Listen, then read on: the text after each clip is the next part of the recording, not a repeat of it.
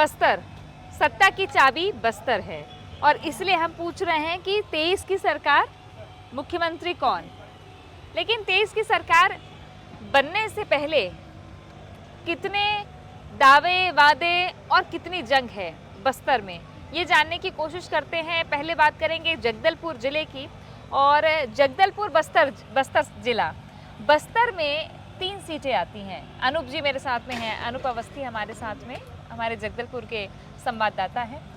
अनूप जी ये बताइए, आपके यहाँ 3 सीटें आती हैं, ये 3 सीटें कितनी महत्वपूर्ण है पूरे बस्तर संभाग में, और अभी क्या स्थिति है यहाँ पे राजनीतिक तौर पर? बिल्कुल देखिए तृप्ति, जगदलपुर जो है बस्तर संभाग की एकमात्र अनारक्षित सीट है। अब पिछले विधानसभा चुनाव में 2018 में जगदलपुर से ही ये वातावरण निर्मित होने लगा था, जो भारतीय जनता पार्टी के लिए बाद में नुकसानदेह हुआ। जैसे कि बीपीएस का एक मुद्दा था और जिला महारानी अस्पताल का एक मुद्दा था जो बंद हुआ, बाद में कई सारी बातें निकल कर इसमें सामने आई, और एनएमडीसी से भी जुड़ा हुआ एक विवाद था। तो इस तरीके के कई मुद्दे थे जो कि बाकी की विधानसभाओं को प्रभावित करते हैं। और पिछले बार जो रिजल्ट रहे तब रेखचंद जैन यहाँ पर जीते थे, और यहाँ का जो मार्जिन था वो सेकंड नंबर पे था। बस्तर विधानसभा में लखेश्वर बघेल लगभग 37,000 वोटों से जीते थे, और यहाँ पर रेखचंद जैन लगभग 27,000 वोटों से जीते थे। तो यानी कि अगर ऐसे समझा जाए तो भारतीय जनता पार्टी के लिए अगर कहीं से माहौल बन रहा था खिलाफ में, तो वो जगदलपुर से बन रहा था। जगदलपुर और बस्तर की विधानसभा की सीटों से बन रहा था। तो लखेश्वर बघेल तो इस बार फिर मैदान में, सामने कौन? मनीराम कश्यप। बिल्कुल, यहाँ पर कैसी जंग दोनों की? ये बस्तर विधानसभा जो है ये कांग्रेस के लिए एक किला बन चुका है। खास तौर पर लखेश्वर बघेल जो हैं, इसको चारों तरफ से इन्होंने काफ़ी अच्छा अपना गढ़ बना लिया है। और डॉक्टर सुभाव कश्यप 2 बार लखेश्वर बघेल से चुनाव लड़े और दोनों में उनको हार मिली। पिछले बार का जो मार्जिन था वो बहुत बड़ा था, पूरे बस्तर संभाग में सबसे ज़्यादा वोटों से जीतने वाले लखेश्वर बघेल थे।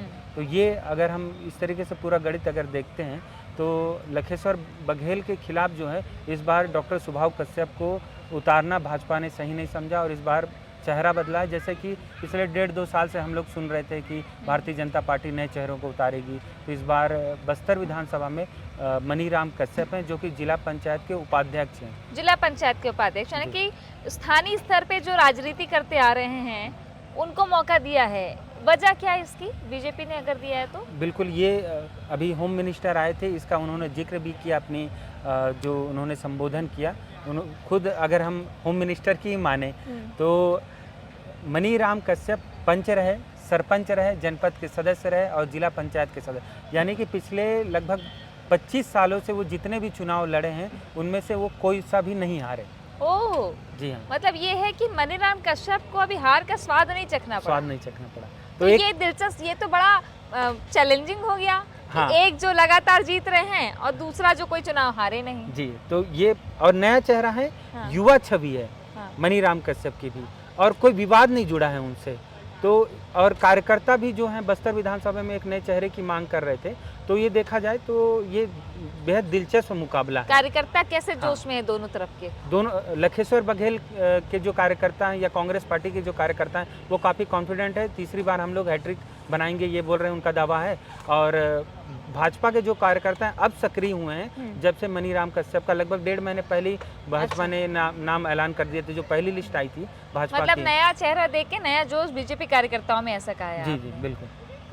तीसरा कोई है कि नहीं है आसपास? यहाँ तो नहीं है, बस्तर विधानसभा सीट में नहीं है। नहीं, जगदलपुर में? जगदलपुर सीट में थोड़ा बहुत प्रभाव है कुछ लोगों का, लेकिन वो भी 5,000 वोटों से अगर आगे बढ़ जाएं तो बहुत बड़ी बात होगी। अच्छा जी, मतलब बीजेपी और कांग्रेस में ही मेन फाइट है, सीधा मुकाबला जो है। जी बिल्कुल। ये टिकट काट दी आपके शहर के विधायक की कांग्रेस ने? बिल्कुल, लग तो नहीं रहा था कि वो टिकट कटेगी रोकी भी थी पहले अभी। हाँ, और ये जब बचे थे मात्र नामांकन के लिए 3 दिन, तब देर शाम अनाउंस हुआ कि यहाँ से जतिन जायसवाल होंगे। कांग्रेस के अंदर एक्चुअली जगदलपुर विधानसभा में काफ़ी ज़्यादा गुटबाजी है, और ये पिछले 2 साल से हम लोग यहाँ पर देख रहे हैं। अच्छा, गुटबाजी है। गुटबाजी है, बड़े नेताओं का गुट है। और जो यहाँ के स्थानीय नेता हैं उन्होंने अपना अपना एक दलबल बना लिया है कि हमको किस नेता के साथ, बड़े नेता के साथ में रहना। तो अच्छा। उसका बड़ा फर्क यहाँ पर जगदलपुर में देखने को मिल रहा है।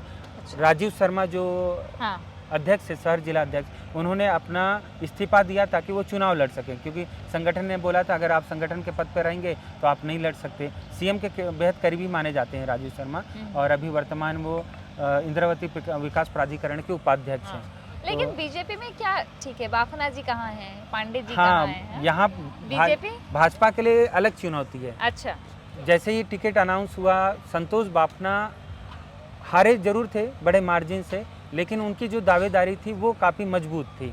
इसलिए मजबूत थी कि भारतीय जनता पार्टी को यहाँ पर खासतौर पर जनरल सीट में एक ऐसा चेहरा चाहिए था जो एक विवादित ना हो। हाँ। लेकिन वो कमज़ोर हुए, संगठन में ही कमज़ोर हुए। अच्छा। और जो अभी जिनको मिला है किरण देव को, वो संगठन में काफ़ी मजबूत हैं। महापौर भी रहे हैं। महापौर भी रहे हैं, और उधर भी महापौर रहे हैं। हाँ, उधर वाले दोनों तरफ महापौर हैं। और देखिए शहर तो काफी खूबसूरत है ना, बड़ी सिंक्रोनाइजिंग सिटी है ये जगदलपुर। लेकिन अब 2 पूर्व महापौर लड़ेंगे तो क्या होगा ये देखना बेहद दिलचस्प होगा। चित्रकूट बहुत महत्वपूर्ण है। चित्रकूट प्रदेश अध्यक्ष कांग्रेस के उतर गए, पिछली बार भी उतरे थे। तो मैंने सुना है कि बेंजाम जी का गला भराता है कभी कभी।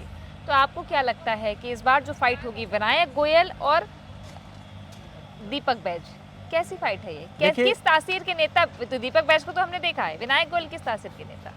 काफ़ी सौम्य स्वभाव है उनका, विनायक गोयल का। अगर चित्रकूट विधानसभा का हमको रणनीति समझनी है, राजनीतिक जो इतिहास है इसका, 2013 में दीपक बैज पहली बार बने थे विधायक, दोबारा 2018 में बने, फिर लोकसभा में सांसद निर्वाचित हो गए। इसके बाद ये सीट खाली, उपचुनाव हुआ 2019 में हुआ। तो आपको ये बता रहा हूँ मैं कि दीपक बैज और राजमन बेंजाम दोनों एक वक्त में ब्लॉक के अध्यक्ष हुआ करते थे। अच्छा, एक ही वक्त में? एक ही वक्त में। हाँ। और दोनों ने राजनीति की शुरुआत जो की थी अपने छात्र जीवन से ही की थी, साथ साथ। वो थोड़ा सा राजमन बेंजाम शायद पहले जुड़ गए थे। अच्छा। और महेंद्र कर्मा के बेहद करीबी माने जाते हैं राजमन बेंजाम। और दीपक बैज का तो कोई लंबा गुट नहीं था, हालांकि टीएस बाबा के काफ़ी सहयोगी रहे हैं वो।